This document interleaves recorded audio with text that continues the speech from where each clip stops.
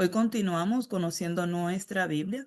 Vamos a estar seguir leyendo el capítulo 21 de Deuteronomio. Nos quedamos, el capítulo 20 fue el último que hicimos. Hoy vamos a ir al capítulo 21 de Deuteronomio. Y estos capítulos, pues como son cosas que ya hemos estudiado, vamos a ir avanzando un poquito en ellas. Así que vamos a ir con los temas esenciales que vemos en estos capítulos 21 y 22. Ya las leyes en cuanto a lo que es un asesinato, habíamos hablado de lo que era tener unas ciudades para asesinatos que eran por sin querer, no fue queriendo hacerlo, y se prepararon esas ciudades de refugio donde podía ir una persona que haya cometido un asesinato, pero sin culpa, que no fue queriendo, sino que fue sin querer. Así que ahora está hablando de un asesinato que ocurrió y que nadie sabe por qué. Esta porción del 1 al 9 del capítulo 21. Y quiero que recuerden que todas las instrucciones, todas las leyes que se le están dando, tienen que ver, como hablamos al principio, con las leyes que tenían que ver con la adoración. Y luego nos estamos enfocando en leyes civiles, como un código civil, como tenemos en todos los países tienen un código civil, que es lo que rige las leyes de cada país. Eso es lo que estamos viendo a través de esta parte de Deuteronomio. Al principio, la mayoría, y Levítico lo mismo, la mayoría de las leyes se enfocaban en lo que era la adoración hacia Dios. Y lo otro tiene que ver con la relación entre ellos. No sé si ven lo mismo en lo que es el primer y más grande mandamiento, que es amar a Dios sobre todas las cosas, con toda tu mente, toda tu alma y todo tu corazón. Y el segundo es semejante a este, dice, y es amar a tu prójimo como a ti mismo. Entonces, si se dan cuenta, unas tienen que ver con lo que tiene que ver la relación con Dios y otras tienen que ver con la relación con todos los demás. Así que estas leyes civiles ayudan a que se mantenga un orden dentro de la nación, que hayan pautas que los dirijan, cosa de que nadie diga, oh, no sabemos qué hacer. Y valga la aclaración, sí cabía la oportunidad de que sucediera, de que no sabrían qué hacer, y ese era el momento de consultar a Dios y ir a ver qué Dios decía en cuanto a ese asunto. Cada vez que se presentaba un asunto nuevo, como ustedes recuerdan, para dar un ejemplo, la vez de aquellas muchachas que eran hijas únicas de su papá y su papá murió. Y se trajo, ella dice, mira, nosotros no tenemos heredad, somos todas hembras, no hay varón entre nosotros, no es justo que no nos den heredad. Entonces ellas pidieron que si era posible que le dieran la heredad de su padre a ellas, trajeron la situación ante Dios y Dios dijo, sí, vamos a hacer lo que ellas están pidiendo porque es justo. Solo que se tienen que casar dentro, o sea, le dieron unas pautas, sí, vamos a darle la herencia a las hijas, pero se tienen que casar dentro de la misma familia, no se pueden casar con otra tribu. O sea, sí, hay casos que no tenían reglas para eso y podían venir y consultar a Dios, entonces Dios le daba las instrucciones a seguir. Ahora viene un caso aquí donde ponen el asunto de que se encontró un muerto en la calle, nadie sabe quién lo mató. ¿Qué hacemos? ¿Qué hacemos con este muerto? Entonces, dicen, van a evaluar de qué ciudad está más cerca. Recuerden que en todas las ciudades iban a haber jueces. ¿Se acuerdan que estos jueces se pusieron originalmente en el tiempo de Yetro? Iban a ser jueces de 1000, de 100, de 50, hasta de 10. En cada ciudad iban a haber ancianos. Asimismo, con esos jueces, esos ancianos y esos jueces, si lo ven aquí, los jueces no vinieron a existir en el libro de los jueces, no se vayan a confundir. Muchas personas piensan que esa es la primera vez que hubo un juez en Israel. No, los jueces están desde el tiempo allá en que Yetro le dijo a Moisés que pusiera jueces. Desde ese tiempo existen los jueces. Ahora, en el libro de los jueces, para que entiendan la diferencia, el libro de los jueces no son realmente jueces, son libertadores. Y esos libertadores se convertían literalmente en reyes. Ellos eran los que dirigían, aunque no se habían apartado como reyes. Era ese líder que defendía al pueblo, que luego gobernaba al pueblo o juzgaba al pueblo. Lo mismo que está haciendo Moisés. Moisés es un juez dentro de Israel, hablando políticamente, hablando civilmente. Ahora, también él es el líder espiritual, porque él es el que tiene la conexión con Dios, hablando espiritualmente. Entonces, estos ancianos, oye, estos jueces que se ponían en cada ciudad eran los que iban a determinar y a lidiar con las situaciones. Moisés no tenía que estar yendo a cada ciudad, o en este caso, Ya cuando lleguen a la tierra prometida, no va a ser Josué que va a ir a cada ciudad a resolver un problema. Así no va a funcionar, sino que cada ciudad iba a tener ancianos, iba a tener jueces y ellos se iban a encargar de resolver las situaciones. Y solamente algo que ellos no pudieran solucionar, entonces lo iban a traer. Más adelante sería a Josué. En este caso todavía lo podían traer a Moisés. Y Moisés está dándole todas estas instrucciones. Todavía estamos dentro de lo que se llama su discurso final. Todavía estamos dentro de ese discurso final, dándole todas las leyes y todas las pautas al pueblo de Israel. Dice, busca cuál es la ciudad más cerca. Si se encuentra un muerto y nadie sabe quién lo mató, vas a buscar cuál es la ciudad más cerca. Y esos ancianos van entonces a traer lo que es una vaca para arrastrarlo. Recuerden que en la ley decía que no podían tocar un muerto. No podían tocar un muerto. Entonces había unas instrucciones, tenían que buscar una vaca para que puedan arrastrar a esta persona muerta, este cuerpo, y tenían que seguir estas instrucciones. Oigan bien, tenían que buscar de la vaca una becerra que no haya trabajado, que no haya llevado yugo, o sea, que tenía que ser jovencita. Los ancianos de aquella ciudad la traerán la becerra a un valle escabroso, que nunca haya sido arado ni sembrado. Quebrarán la cerviz de la becerra allí en el valle. Son cosas que usted dirá, pero esta gente está loco. Ey, esto es lo que Dios le está mandando. Y estas son algunas de esas cosas que muchas veces nosotros no entendemos, pero que el Señor dice, a esto y vivirás. O sea, obedéceme, aunque tú no lo entiendas. Esto era parte del proceso que ellos tenían que hacer. ¿Por qué? Porque ellos no podían tocar a ese muerto. Ellos no saben quién derramó esa sangre. Nadie ha visto. Dios sabe quién fue, pero ellos ninguno saben. Y literalmente esto es como si fuera haciendo una ofrenda por ese muerto esa persona que murió y haciendo esa ofrenda. Eh, Dice que tienen que venir los de Leví, los sacerdotes, hijos de Leví, tienen que venir porque ellos son los que están encargados de hacer estas cosas. Van a bendecir el nombre de Jehová y por la palabra de ellos se va a decidir toda disputa. Oigan bien, el pueblo de Leví estaba en diferentes ciudades. En cada ciudad iba a haber áreas que se le iba a dar a los levitas. Los levitas tenían una ciudad donde ellos iban a morar. Recuerden, están diciendo, todavía ellos no están ni siquiera viviendo esto. Esto es para cuando ellos entren a la tierra. Ellos todavía están todos allí en el tabernáculo, alrededor del tabernáculo, todos viviendo cerquita en tiendas. Y le están dando instrucciones para cuando vayan a vivir allá a la tierra de Canaán. Y esas instrucciones es que ellos tienen que buscar a ese sacerdote levita que viva cerca de esa ciudad y ellos tienen entonces que ir a hacer este ritual. Le van a romper la cerviz a la becerra allí, en aquel valle que no ha sido sembrado. Todos los ancianos de la ciudad más cercana del lugar donde fue hallado el muerto van a lavar sus manos sobre la becerra, como quien dice, nosotros somos inocentes. ¿A qué le suena eso? Que usted vea a los ancianos de la ciudad lavándose las manos sobre una becerra cuya cerviz fue quebrada en el valle y se están lavando las manos ellos. Es un proceso que significa algo cuando te lava las manos. Ustedes se recuerdan cuando Jesús iba a ser crucificado, Pilato fue y se lavó las manos diciendo, inocente soy de la sangre de este hombre. Es el mismo, si se dan cuenta, es el mismo proceso. Ese mismo proceso, yo no maté a este hombre, yo me lavo las manos, soy inocente. Y tenían que hacerlo sobre la becerra esta que le habían quebrado la cerviz y protestarán allí, nuestras manos no han derramado esta sangre, ni nuestros ojos lo han visto. Esto es un proceso de inocencia. Y cuando uno ve a Pilato haciendo esto, uno dice, pero este Pilato que, o sea, como que eso realmente lo va a librar. Pero era una tradición de los judíos. Era algo que Dios le había ordenado a los judíos de irse a lavarse las manos cuando eran inocentes de algo. Era una muestra de decir, yo soy inocente de esa muerte.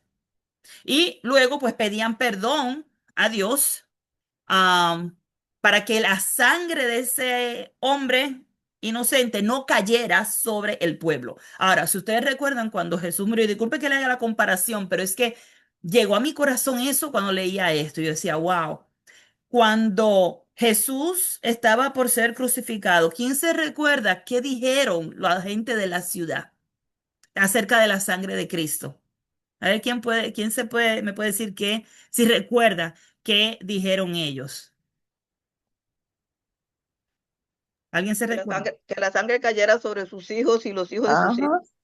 Muy Exacto. muy Ajá. bien, así dijeron, y lo podemos leer en Mateo 27, Mateo 27, podemos leer eso, Mateo 27 25 y el pueblo, o sea, Pilato se lava las manos, se pueden ver aquí, en el verso 24 viendo Pilato que nada adelantaba, sino que hacía malboroto, cogió agua y se lavó las manos delante del pueblo, diciendo, él estaba haciendo lo que supone que se hiciera cuando se mataba a una persona inocente. Y él dice, inocente soy de la sangre de este justo. ¿Se da cuenta del mismo proceso? Y luego todo el pueblo respondió, su sangre sea sobre nosotros y sobre nuestros hijos. Hermanas, todavía está el sol de hoy. Israel está cargando la sangre de Cristo sobre sus hijos. Su sangre sea sobre nosotros y sobre sus hijos. Sin embargo, se supone que el pueblo se uniera a ser inocente según las instrucciones. Supone que ellos dijeran, nuestras manos no han derramado esta sangre inocente y su sangre no nos culpe de la sangre de un inocente. Supone que el pueblo de Israel dijera, no nos culpe, y que también se lavaran la mano. Pero como ellos eran culpables, ustedes saben que ellos fueron los que buscaron esos ah, testigos falsos. ¿Se acuerdan que hablaban de los testigos falsos? En el juicio que le hicieron a Jesús, ellos buscaron esos testigos falsos y le pagaron dinero a esos testigos falsos para que eran cosas así. Y ellos, en vez de también cantarse inocente, obviamente, no, que su sangre caiga sobre nosotros y sobre nuestros hijos también. Más bárbaro todavía, porque si hubiese sido solamente sobre ellos, pues tal vez no estuvieran sufriendo tanto. Pero al ellos declarar o aclamarle a Dios que por favor la sangre cayera sobre ellos y también sobre sus hijos, lo que trajeron fue una maldición sobre todo Israel. Y obviamente, cuando dice aquí, tú quitarás la culpa de la sangre inocente de medio de ti, ellos cargaron con esa culpa de esa sangre inocente que fue la sangre de Cristo Jesús cuando no hicieron lo recto ante Jehová. Ellos fue todo lo contrario, ¿verdad? En vez de hacer lo que decía la ley. La ley está aquí, la ley decía, hey, sí, tú eres inocente de esto, lávate la mano y sal de ahí, pide perdón a Dios. Ellos nada que ver, al contrario. ¿Ok? Ahora vamos a la siguiente sección, del verso 10 al 14, nos habla de los matrimonios entre mujeres cautivas.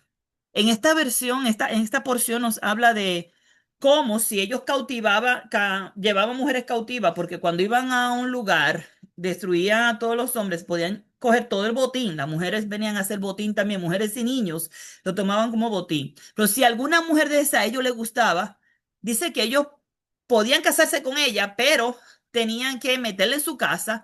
Tenía ella que raspar su cabeza, cortarse sus uñas, se tiene que quitar el vestido de cautiverio, entonces se quedará en su casa. Llorará a su padre y a su madre un mes entero, trancada ahí un mes entero, y después entonces podrá llegarte allí y tú serás su marido. Esto parece algo bárbaro aquí entre nosotras.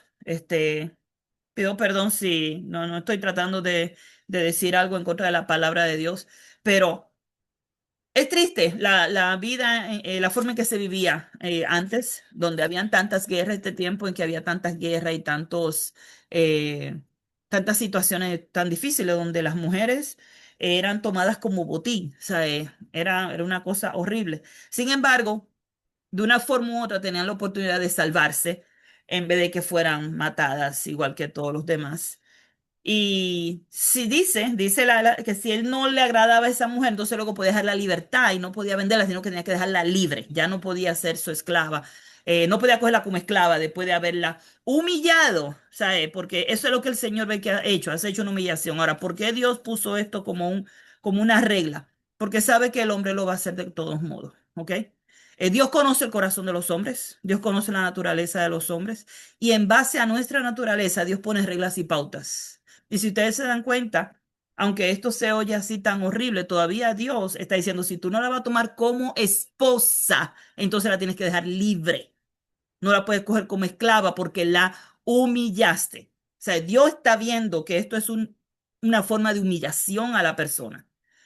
Si no hay reglas, el asunto es que el hombre lo va a hacer como quiera. Por eso es que dice, si codicias, ¿sabes? Vieres entre los cautivos alguna mujer y la codiciares y la tomares para ti como mujer, no te vas a acostar con ella inmediatamente. O sea, Dios conociendo la naturaleza humana, sabiendo lo que tú como hombre vas a querer hacer, todavía estás diciendo, hay unas reglas y las reglas te tienen que esperar un mes. Y durante ese mes, ella va a estar en su casa, ella va a estar con la cabeza raspada, ella va a estar llorando, se va a quitar esa ropa de cautiverio y va a estar ahí en tu casa. Y un mes entero, ella va a estar ahí llorando a su padre y a su madre, porque su padre, su papá está muerto, la mamá tal vez ni se sabe dónde está, y entonces después podrá llegarte allí y ser su esposa. O sea, será tu mujer, no es que la vas a coger como esclava. Son dos términos completamente diferentes, no son la misma cosa. La vas a coger como esposa, o sea, como mujer. Y si no te agradara, entonces la vas a dejar libre. Ya la humillaste. Así lo ve el Señor. Eh, ¿Por qué pone estas reglas? Para que haya una defensa para esas mujeres. Hay una libertad si esa mujer, este, ya después de un mes en esa casa, ya ha llorado, no tiene libertad de hacer nada, es una esclava, pero si él la toma como su mujer, ahora viene a ser esposa, ya no viene a ser una esclava, aunque a veces hay esposas que parecen esclavas, pero no se supone que sea así, valga la aclaración, no se supone que sea así. Y se supone que haya ese cuidado de esposa. Una mujer que es amada, que es cuidada, pues no va a sentirse como si fuera una esclava en su casa, sino que ni se va a sentir humillada tampoco, sino que se va a sentir amada por ese hombre. Este es un tipo de matrimonio bien diferente a lo que se había dicho anteriormente. Anteriormente en la ley, por eso son leyes así medias diversas, porque la ley era que no se casaran con mujeres de otros pueblos. No podían casarse. Es lo que la ley, no se casaran con mujeres extranjeras. Pero Dios conoce la debilidad de los hombres, ¿ok? Cogen estas mujeres en una guerra, la cogen de botín, la muchacha es bonita, la muchacha joven, este, mejor sigue las reglas y no haga los malos. No la coja y ya y la trate como basura, sino trátala como tu esposa. Va a ser tu esposa y va a pasar ese proceso para que llegue a ser tu esposa. Muchas leyes que nosotros a veces no entendemos, pero nosotros vivimos en un país o en un tiempo donde muchas leyes protegen a la mujer, donde hay muchas libertades para la mujer. Antes no existían esas leyes. Dios, recuerden que está haciendo en este proceso que está haciendo con el pueblo de Israel, está creando leyes. O sea, literalmente estamos viendo esa creación de leyes para el pueblo de Israel. Otros pueblos tienen otras leyes. Vamos a aclarar esto. Ya hay otros pueblos que tienen sus leyes. Usted va y lee las historias en Egipto y en Egipto tienen sus leyes y cuáles eran las reglas y pautas a ellos seguir. Usted va a Asia, China, cualquier otra área, y todo el mundo tiene ciertas reglas a seguir. Pues asimismo, Dios está haciendo lo mismo con el pueblo de Israel y dándole esas reglas, esas pautas para seguir. Del 15 al 17 nos habla de esos derechos del primogénito. Y el primogénito, hay algo bien interesante. Si un hombre tuviera dos mujeres, se supone que un hombre nomás tenga una sola mujer, pero como ustedes saben, en el Antiguo Testamento aunque Dios en el principio lo hizo así, los hombres no siguieron esos mandamientos. No es algo que Dios estuviera castigando en el Antiguo Testamento, pero desde Génesis vemos un hombre que tenía dos mujeres y de ahí en adelante se empezó a ver esto como algo muy normal. Y luego vemos aquí cuando Dios dice, si un hombre tuviera dos mujeres, cuando se supone que solamente tuviera una. Tenemos, por ejemplo, más adelante vamos a tener la historia de Jacob. Jacob tenía cuatro mujeres, dos mujeres, dos siervas, todas mujeres, todas tenían hijos de él. eh, una amada, otra aborrecida, otra eran siervas, esclavas. ¿Realmente ese era el plan de Dios? Jesús le dice, no, en el principio no era así. O sea, cuando vemos el Nuevo Testamento, en el principio no era así. Se supone que cada esposa tuviera su propio um, esposo, ¿verdad? Que es como fue diseñado al principio. Pero a causa de la fornicación, el hombre haciendo lo que le daba la gana, como digo yo. Pero en el principio no fue así.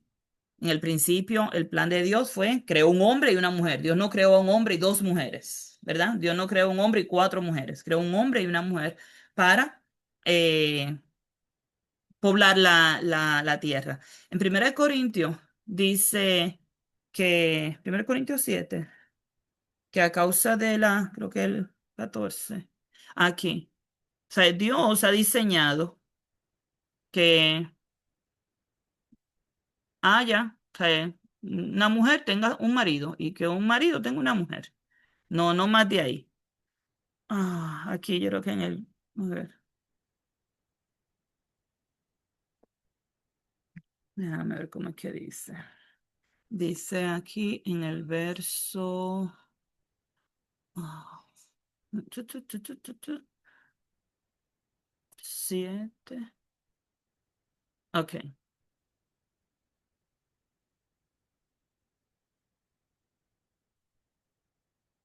Ujú, ujú.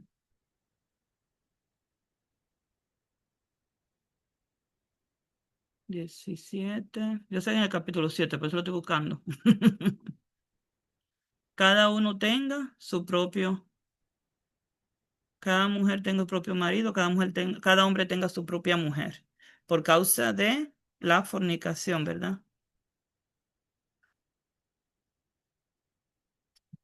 Mm, Me perdió el versículo. Aquí está el verso 2.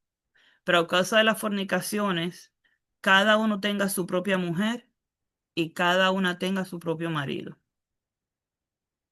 O sea, tristemente todavía está el sol de hoy. O sea, no pensemos que la historia es diferente a lo que nosotros vivimos hoy. Son muchísimas las personas que no cumplen con estos mandamientos. Es la voluntad de Dios desde el principio.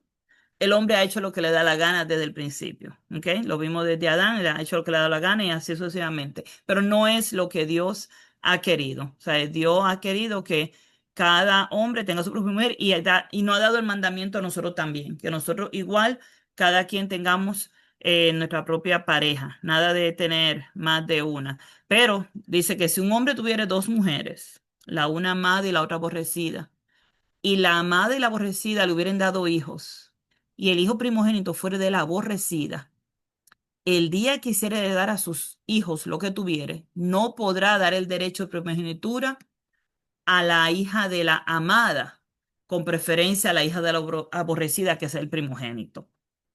Ahora, no quiero que se me confundan con el primogénito y la promesa. Y voy a traer esto por un paréntesis con el caso de Abraham. Abraham tuvo dos hijos, bueno, tuvo 8 hijos en total, vamos a aclarar esto. Abraham tuvo 8 hijos en total, uno con Agar, uno con Sara y 6 con Setura. ¿Ok? Son en total 8 hijos. Eso lo pueden leer en Génesis 25, esos otros 6 hijos. Ahora, de esos 8 hijos, ¿cuál es el primogénito? El de Agar, es el primogénito, Ismael. ¿A quién se supone que le toque la primogenitura? A Ismael. Pero la promesa no fue a Ismael. La promesa no es la primogenitura, no se confundan. La promesa fue hecha al hijo de Sara. A Sara fue hecha la promesa, no a Agar. Agar se dijo que se iba a hacer una gran nación de su hijo y se hizo una gran nación y todavía hasta el sol de hoy esa nación está ahí. ¿Ok? Así que Dios no ha dejado de cumplir su promesa. Pero no confundan primogenitura con la promesa. Tenemos el caso también de Esaú y Jacob, los hijos de Isaac. Otra vez, el primogénito fue Esaú, pero Esaú rechazó su primogenitura, dijo, no la quiero, pero él tenía la primogenitura, pero él dijo, no la quiero y la vendió por un plato de comida, te la cambio por un poco de sopa, de una sopa roja, y perdió su primogenitura. En este caso es de una sola mamá, pero para que vean el concepto de que el primogénito le toca la primogenitura, no importa si es hijo de una persona que no es amada, en este caso una esclava, o que sea de la principal. Si el primogénito, sea quien sea, a ese le toca la primogenitura. Saúl dice que era un desobediente. Saúl, pero a él le tocaba la primogenitura de todos modos porque fue el primero, punto. Ahora la perdió porque él la despreció. Dos cosas completamente diferentes. Entonces, por ley, esa ley de primogenitura le tocaba al primer hijo. Eso lo puso Dios por ley. Y esa primogenitura lo que decía era que se le daba una doble porción de lo que les tocaba. Eso es lo que era la primogenitura.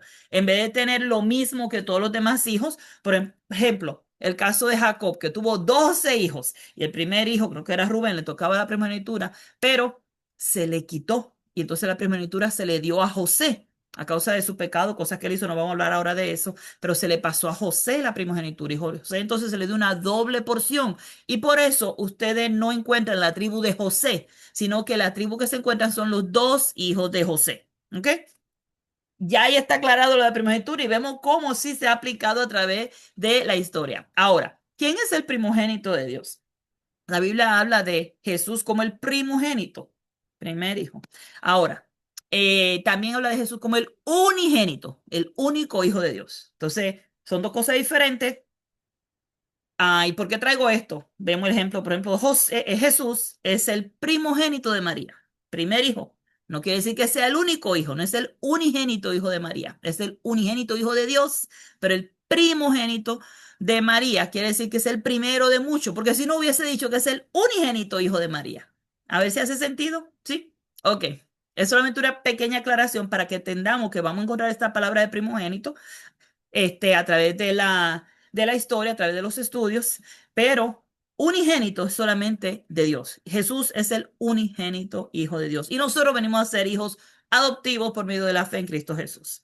Ok, continuamos.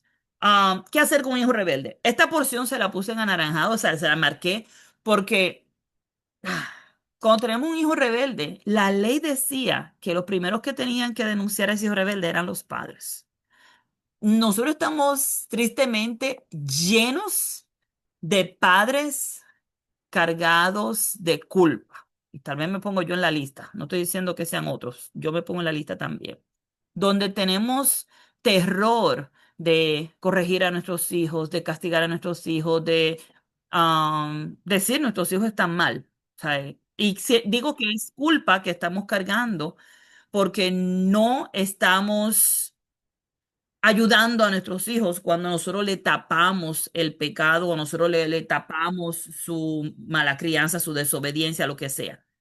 En la ley decía que si un hijo era rebelde, el papá y la mamá iban a coger al hijo y lo iban a llevar donde los ancianos de la ciudad, literalmente a pasar un juicio. O sea, ustedes han visto hay dos casos. Está el que dice, se necesita una villa completa para criar un hijo, donde todo el mundo puede ayudar. Tenemos el otro caso que dice, a mis hijos que nadie se meta, con mis hijos nada más que yo. Nadie le diga nada. Usted ni lo mire, no se atreve a mirarlo. Y dice algo a alguien de los hijos y sacamos las garras. No, habla de mis hijos. Y peleamos con todo el mundo para defender a nuestros hijos. Parecemos gallinas, cuidando a los pollitos. Ahora, Dios dice que si tu hijo está en pecado, papá y mamá son los que tienen que coger a ese hijo y traerlo ante los ancianos y decir, nuestro hijo es contumaz, es rebelde, no obedece a nuestra voz, es glotón y borracho. Entonces todo lo de su ciudad lo apedrearán y morirá. Y así quitará el mal de en medio de ti y todo Israel oirá y temerá. Hermana, ¿quiénes de nosotros vamos a hacer esto hoy día? O si nosotros tuviéramos en ese tiempo, lo haríamos. Voy a llevarla a ese tiempo. ¿Qué les parece Elí en el libro de Samuel? Elí era un sacerdote y sus hijos eran unos malvados. Se acostaban con las mujeres que cuidaban la tienda, cogían las mejores carnes. Bueno, tienen una lista, ellos tienen una lista de todos sus pecados. Y Elí los llevó a la ciudad. Estamos hablando de hijos de sacerdote. Los llevó allí enfrente de los ancianos y le dijo, miren, mis hijos son contumaces y rebeldes, no obedecen a mi voz. No le dijo a los hijos, mis hijos, no es bueno eso que ustedes hacen. Ya. Y dice que en un día murieron todos, los hijos y él también, porque él no estorbaba a sus hijos. No estorbaba a sus hijos. A veces me pongo a pensar en estas escrituras y llega a mi corazón, Señor, ayúdame a yo estorbar a mis hijos. a que yo no me quede cargando y tapando esa culpa, que yo no la tape y que yo no la cargue conmigo. Porque si son culpables, ellos que paguen por su culpa. Sí nos toca orar por nuestros hijos, sí nos toca encaminarlos, pero a la hora que llegan a la adultez y ellos hacen, se van y hacen lo que ellos quieren con su vida, ¿qué nos toca a nosotros? Orar por ellos, orar por ellos, pero no voy a guardarle su pecado y a decir, ay, no, mi hijo, muchacho, mi hijo es un santo, mi hijo casi llega al cielo. Y empiezo a echarle la culpa a otra gente. No, es la novia que tiene, o es un amigo ahí que tiene, que no lo deja. Pero no, ese muchacho es un santo, muchacho, tiene una aureola ahí en la cabeza. Es para el cielo que va. Cuidado, cuidado, que nosotros no estemos tapando el pecado de nuestros hijos. Si nuestros hijos no están haciendo lo correcto, no lo están haciendo y punto. Y debemos ser los primeros a decir, ¿sabes qué? No, mis hijos no están en la iglesia, no están siguiendo al Señor y por favor, ayúdenme a orar por ellos para que vuelvan al Señor. Pero no, más triste es que estén en la iglesia y que estemos tapándole como estaba Elí, que sus hijos estaban, se supone que estuvieran sirviendo en el templo, y en vez de estar sirviendo, lo que estaban era haciendo barbaridades en el templo. Y él no hizo nada, él no hizo lo que la ley decía que hiciera, vamos a aclarar. La ley decía que fuera, era esto es mis hijos, son unos desobedientes, no escuchan mi voz, son unos glotones, que estaban cogiendo siempre la mejor carne, son unos fornicadores. Dice eso la Biblia. Él no hizo nada de eso.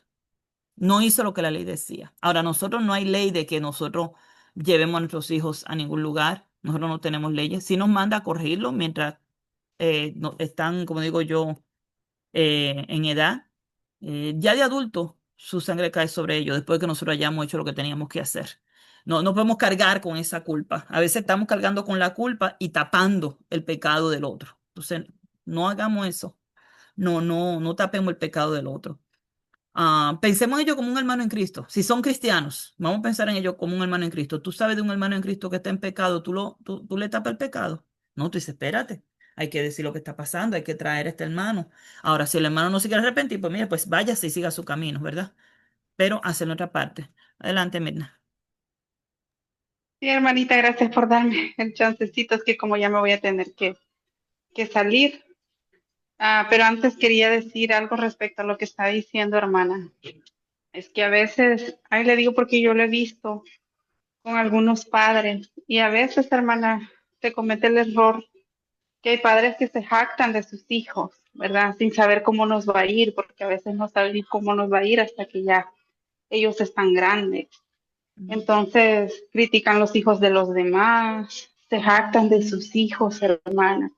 Y cuando ya les toca a ellas, ¿verdad? Sienten como, no sé, hermana, tal vez como afrenta por lo que ellas mismas dijeron, Ujú, que después mienten por sus hijos.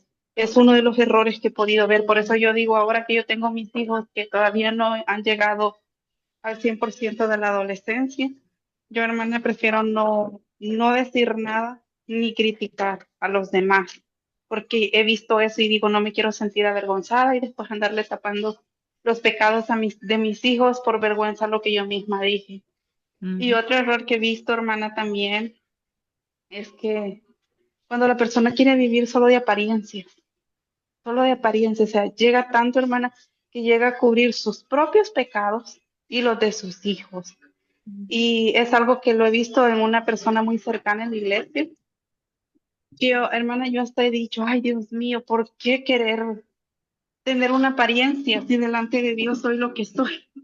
Y las personas, o sea, al final de cuentas, lo que terminen pensando de mí o viendo en mí, hermana, se va a quedar hasta ahí. Pero lo que Dios ve en mí es lo que realmente. Entonces, porque ahorita hay una hermana que ella dice, ay, no, es que mi hija no le gusta la iglesia de Cristo, le gusta más otras iglesias, ¿verdad? Y no le gusta ninguna porque no está en ninguna y lamentablemente su hija está mal, pero ella dice esto como para justificar el hecho que su hija no va, ¿verdad? ujú, Pero al final de cuentas, hermana, he descubierto que ella se fija tanto en las apariencias y quiere ser como perfecta en todo, que llega ay, ¿cómo le explicaría? O sea, a ser alguien que no es, hasta ella misma. Entonces son errores, ¿verdad? Por los cuales se puede llegar a esa situación que usted mencionaba. Nada más ese era mi comentario, hermana. Gracias por instruirnos de esta manera, hermanita Wanda. Dios me la bendiga. Amén, amén, amén. Sí, tengamos cuidado de no hacernos partícipes de su pecado, dice la palabra, ¿verdad? Y en los versos 22 y 23 habla de lo que es si alguno fuera cometido un crimen de muerte, digno de muerte, que lo hagan morir colgando de un madero. Si alguien hizo algo digno de muerte. Dice, no deje que su cuerpo pase la noche sobre el madero, sin falta lo enterrará el mismo día, porque maldito por Dios es el colgado y no contaminará tu tierra que Jehová tu Dios te da por heredad. He escuchado algunas predicos, algún mensaje de algún hermano diciendo que la crucifixión era algo que solamente hacían los romanos. Sin embargo, vemos que colgar de un madero era muy normal y para personas que habían cometido un crimen digno de muerte. No sé si ustedes recuerdan cuando. Oiga, apúntense por ahí, Gálatas 3:13, lo vamos a leer ya mismo. Pero ustedes se recuerdan cuando Pilato, acabamos de ver que dice, no encuentro nada digno de muerte, ¿verdad? No encuentro nada digno de muerte. Así dijo él, eh, pensando en esta misma ley que decía, si alguien es digno de muerte, ¿qué mal ha hecho este? Vamos a leerlo. En Lucas 23. Lucas 23 le dice, en el 22, verso 22, capítulo 23, verso 22. Él le dijo la tercera vez, esto es Pilato tratando de que no maten a este hombre inocente. Y la tercera le dice, ¿qué mal ha hecho este? Ningún delito digno de muerte he hallado en él. Si se dan cuenta, es lo mismo que dice la ley. Si una persona es hallada que cometió un delito digno de muerte, será colgado del madero. Y él dice, yo no encuentro nada digno de muerte en él, lo voy a castigar y lo voy a soltar. Mas ellos instaban a grandes voces pidiendo que fuese crucificado. Y las voces de ellos y de los principales sacerdotes, hermana, estamos hablando de la gente que conocía la ley, ¿ok? Estamos hablando de los que conocían la ley, los principales sacerdotes, sabiendo que este hombre era inocente, sabiendo que ellos fueron los que pagaron a esos falsos testigos. Eran los que estaban gritando a grandes voces que fuese Jesús crucificado. Originalmente no estaba toda la multitud, vamos a decir esto. Toda la multitud se unió, pero quienes empezaron a alborotar la multitud fueron estos líderes religiosos. Fueron estas personas que eran culpables. Ellos fueron los que empezaron a mover la multitud para que Jesús fuese crucificado. Nada he encontrado digno de muerte. Ahora, cuando vamos a Gálatas, que le dije que apuntaran Gálatas 3:13,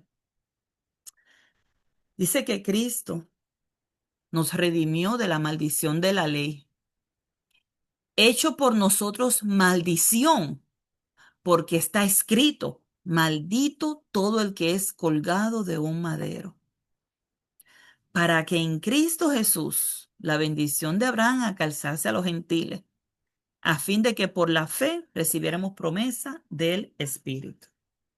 En la ley decía claramente que maldito todo es que colgado en un madero. Y Cristo aceptó, vamos a aclarar porque él se entregó a sí mismo, dice que él entregó su cuerpo en sacrificio, aceptó esa maldición, se hizo por nosotros maldición.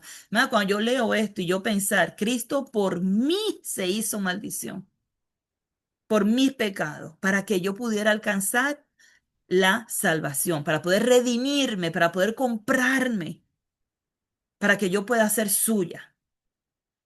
Cuando yo me apodero de estas palabras, cuando yo me agarro de estas palabras, digo, Señor, alabado sea tu nombre, porque me amaste tanto que me diste la oportunidad de ser libre, de redimirme de mis pecados. Cuando Jesús fue a la cruz del Cordero, a la cruz y allí murió como Cordero inocente y se hizo maldición para hacerme a mí bendición, para bendecirme con la salvación. Y nos gloriamos en eso, hermanas. Nos gloriamos en el sacrificio que Cristo hizo por nosotros. La ley de Moisés, esta ley que fue dada a Moisés, la ley no era de Moisés, la ley era de Dios y fue dada a Moisés. Moisés era el mensajero, era la voz parlante de esa ley. Y cuando él trajo estas cosas, tú te pones a leer esto y tú dices, wow, los mismos sacerdotes que conocían la ley, que tenían que leerla todos los sábados, cada sábado ellos tenían que reunirse y leer estas escrituras. Ellos tenían que leerla a los reyes, tenían que leerla a sus hijos, y aún así vemos que cuando llegó el momento, viendo lo que estaban haciendo, colgando a un inocente, ellos reclamaron la sangre de ese inocente, para ellos y para sus hijos. Wow, me, me impacta pensar en estas cosas. Ah, Le pido al Señor que nos ayude a nosotros a ver su palabra, ver el sacrificio de Cristo, ver el amor de Dios para nosotros y hasta analizarnos nuestras vidas y ver si nosotros estamos siguiendo las instrucciones. El pueblo de Israel no siguió las instrucciones. Ellos sabían la ley, la conocían, pero ellos no la obedecían. Nosotros si conocemos la palabra de Dios, si amamos a Dios, vamos a guardar sus mandamientos. Eso es lo que dice el Señor. Si me ama, guarda mis mandamientos. Mis mandamientos no son gravosos. Nos toca a cada uno de nosotros esforzarnos por conocer la palabra de Dios y obedecer sus mandamientos. Yo no puedo esperar que el predicador conozca toda la palabra de Dios para que entonces venga y me la enseñe una vez a la semana. Hermana, la palabra debe ser comida para nosotros, comida diaria, comida espiritual, que va a ayudar a aumentar nuestra fe. Cada vez que leemos la palabra, aumenta nuestra fe. Crecemos más en el conocimiento de Dios y de su Hijo Jesucristo y nos acercamos más a nuestra salvación cuando obedecemos a esa palabra. Si no somos solamente oidores, sino también seamos hacedores de la palabra. Así que oremos para que Dios nos ayude a ser diferente al pueblo de Israel. Hoy día vivimos igual, hermanas, pero oremos para que su iglesia, por lo menos su iglesia, decida ser diferente a Israel, diferente al resto del mundo y que realmente obedezcamos los mandamientos del Señor. Oremos, hermana Lenny. ¿No puede ir en oración para terminar, por favor? Buenas noches a todas las hermanas. Oremos. Padre celestial, amado Señor, tú que reinas, Padre, en las alturas y en el corazón de tus hijos. En este momento te damos gracias por esta lección que hemos tenido. Te damos las gracias, Señor, porque has usado a la hermana Wanda para que ella nos dé tu palabra. Y también te damos gracias porque a nosotros nos da, Señor, entendimiento para poder comprender tu palabra. Ahora, Señor, te ponemos en tu mano cualquier familiar, cualquier hermano que tengan una enfermedad, que tengan una preocupación, que tú, Señor, les proveas, Padre bendito, de salud y también de serenidad, de fortaleza. Así también te pedimos, Señor, que tengamos una noche tranquila, que podamos descansar. También, Señor, te ponemos en tus manos a las hermanas que vamos a viajar el jueves o el viernes para el retiro allá en Tennessee, para que tú nos lleves con bien y nos guardes cualquier peligro. Y así como nos llevas, nos traiga de regreso a nuestras casas. Esto, Señor, te lo pedimos y te damos las gracias en Cristo Jesús. Amén. Amén, amén, amén.